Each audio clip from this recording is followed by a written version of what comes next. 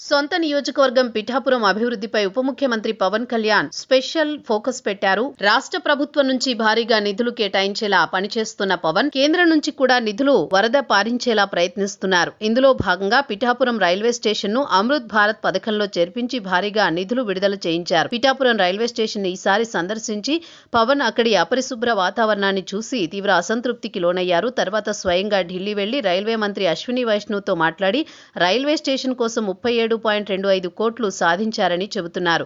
రాజకీయంగా తనకున్న పలుకుబడితో కేంద్ర రాష్ట్ర ప్రభుత్వాల్లో కీలకంగా వ్యవహరిస్తోన్న ఉప ముఖ్యమంత్రి సొంత నియోజకవర్గంపై తనదైన ముద్ర వేస్తున్నారని వ్యాఖ్యానిస్తున్నారు. పిఠాపురం నుంచి ఎమ్మెల్యేగా గెలిపించిన ప్రజల రుణం తీర్చుకోవాలనే ఉద్దేశంతోనే ఇప్పటికే దాదాపు 300 కోట్లతో వివిధ పనులు చేయిస్తున్నారు పవన్. దీనికి అదనంగా పిఠాపురం రైల్వే స్టేషన్ అభివృద్ధి నిమిత్తం 37.25 కోట్లు విడుదల చేయించడం విశేషంగా వ్యాఖ్యానిస్తున్నారు.